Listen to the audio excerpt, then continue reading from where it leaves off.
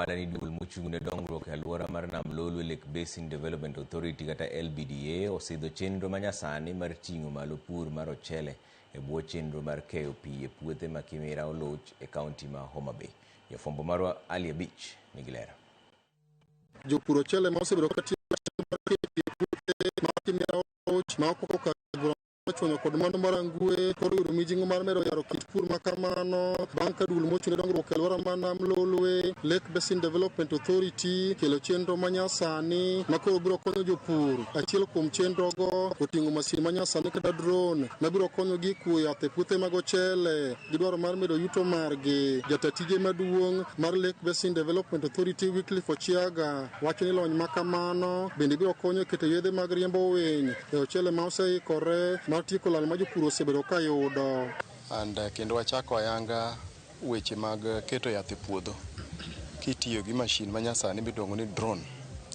So gimomiyo watimo magi en ni wadwaro ni pur obed mayot ne jopiny mondo jopiny oyud yuto mamalo. Ibro keti yath e puodho kitiyo gi mashin and mashin ibro ng'iyo ni puothe oyudo mbolea maber mobedo spread maber. And mashini bende biro ng'iyo ni winy machando jopur seche ma mchele chiek oketi yath manyalo riembo winy mondo kik cham mchele kosechiek kapok oka. Ochiaga mane lose gweng' Maketal e kar chundu bura makarachuonyo e kinde mane osidho ayanga chenro mar jolo jopur mag ochele Oloch Kimira bende ne okoni dul mar LBDA biro medo tingni ariyo mag pur ma biro konyo jopur e nengo mane piny ka okoni mane biro konyo medo ekas ma osebedo ka ipuro koting'o malo pur mar ochele e alworano. Gikelo fertilizer kendo gikelo yedhe mag rito mchele ngoni crop protection and tinga chielo sechopo ka wabro oro tingni ariyo mowuok Lake Basin and jopur bro mana chulo pesa matin.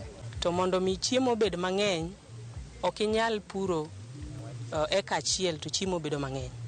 Tiende ni ka wan gi puothe mang'eny ka wapuro eka 700 to wadhi bedo gi chiemo mang'eny kendo ngima jopur bende dhi lokore. To kata mana yuto kokalo kuom sirikal bende nyaka tingre malo.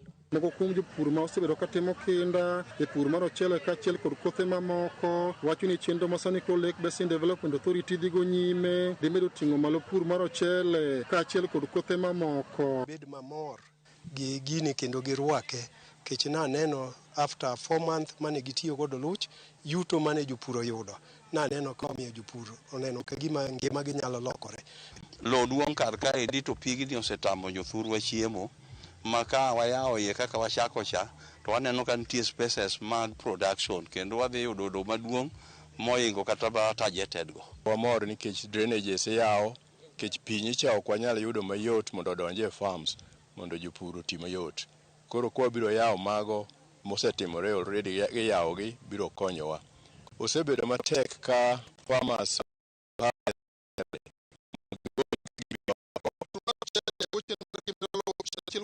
sirikal kokalo dul mochune dongruok e alwora ma nam Lolwe osebedo ka kete maino mare. Chenro ma koro ikelo ma jolo jopur mag ochele alwora ni endi geno nitie maduong' ni biro konyo jopur mag ochele ma osebedo ka neno pek e chenro mar pur ma gisebedo ka gitimo. Ali Abich, Ramogi TV,